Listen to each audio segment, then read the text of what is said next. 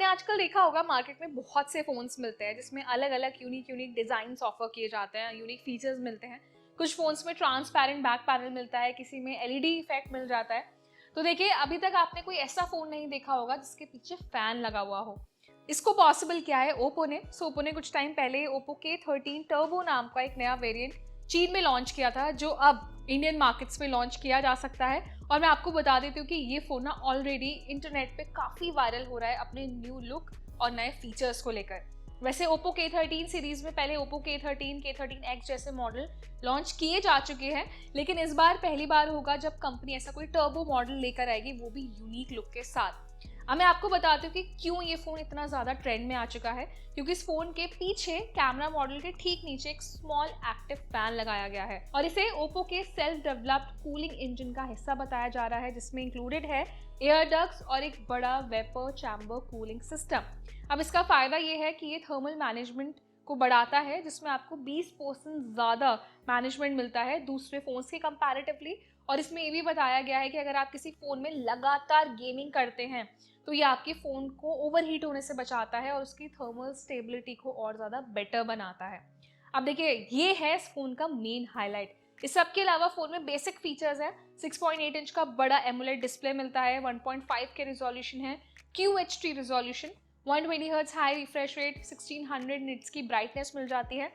ये phone dedicatedly gaming lovers के लिए डिज़ाइन किया गया है, जिसमें आप वीडियो कंटेंट भी अच्छे से स्ट्रीम कर सकते हैं। अब इसी के साथ K13 टर्बो में परफॉर्मेंस के लिए आपको मिलता है MediaTek Dimensity 8450 चिपसेट, और जो उसका प्रो मॉडल है, टर्बो प्रो मॉडल, उसमें आपको मिलेगा Snapdragon 8S Gen 4 चिपसेट। मतलब एक और सरप्राइज, टर्बो मॉडल तो आएगा, साथ में कंपनी एक प्रो मॉडल भी लॉन्च करेगी। अब देखिए, इस फोन में एक बड़ा कैच ये भी है कि इस फोन को ऑफकोर्स गेमिंग के लिए या गेमर्स के लिए डिज़ाइन किया गया है, और जिसके लिए इसमें आपको 7000 mAh तक की बड़ी बैटरी मिलती है और साथ में 80 वॉट का फास्ट चार्जिंग सपोर्ट भी मिलता है। मतलब गेमिंग और लंबे वीडियो स्ट्रीमिंग अगर आप करना चाहते हैं तो उसमें बैटरी आपको बहुत अच्छी मिलने वाली है।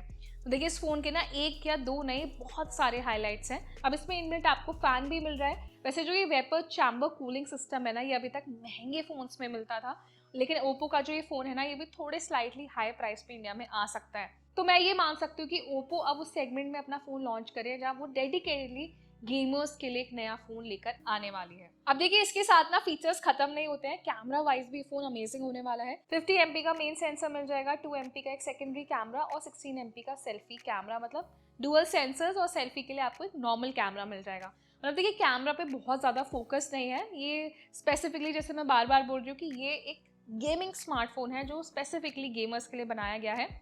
इवन जो उसमें नया डिज़ाइन भी दिया गया है ना, वो भी गेमिंग थीम के ऊपर ही है। आपको नई लाइनिंग्स मिल जाती है, एक मेटालिक फिनिश दिया गया है, RGB लाइटिंग इफेक्ट भी मिलता है, और इस फोन में आपको 4 नए कलर ऑप्शंस भी मिलेंगे, ब्लू, सिल्वर, पर्पल और नियॉन ग्रीन कलर। तो देखिए, एक फ्यूचरिस्टिक स्मार्टफोन है। पहली बार किसी फोन में एक फैन देखा गया है, एंड मुझे लगता है ना, एंड्रॉइड मार्केट ऐसा ही हो चुका है जहाँ कंपनीज अब काफ़ी एक्सपेरिमेंट्स कर रहे हैं। अब देखिए, इंडिया में कब लॉन्च होगा, मे बी अभी एग्जैक्ट डेट तो नहीं आई है, लेकिन एक्सपेक्ट किया जा रहा है कि अगस्त में इस फोन को लॉन्च किया जा सकता है। एंड प्राइस इसका हो सकता है 20,000 से लेकर 30,000 तक के बीच में। ऑफकोर्स जो चाइना में प्राइस रखा गया है फ़ोन का, उसके अकॉर्डिंग ही मैंने आपको उसका प्राइस बताया है, लेकिन जो टर्बो प्रो वेरिएंट है ना, वो स्लाइटली महंगा भी हो सकता है। अब आप हमें बताइए कि आपको क्या लगता है कि आजकल जो ये स्मार्टफोन्स आते हैं उनमें इस तरीके के यूनिक फीचर्स दिए जाते हैं, स्पेशली गेमिंग सेगमेंट में, आपको लगता है कि ये सक्सेसफुल होंगे, या फिर आपको वही पहले जो ट्रेडिशनल लुक वाले, सिंपल लुक वाले फ़ोन आते हैं, वही ज़्यादा बेटर लगते हैं? तो ओप्पो K13 टर्बो को लेकर जो भी आपका एक ऑनेस्ट फीडबैक है, वो हमारे साथ कमेंट सेक्शन में ज़रूर शेयर करें। ये वीडियो आपको इंटरेस्टिंग लगा है तो इसे लाइक करें, शेयर करें, और ऐसे ही टेक रिलेटेड वीडियोस के लिए हमारे चैनल को सब्सक्राइब करें।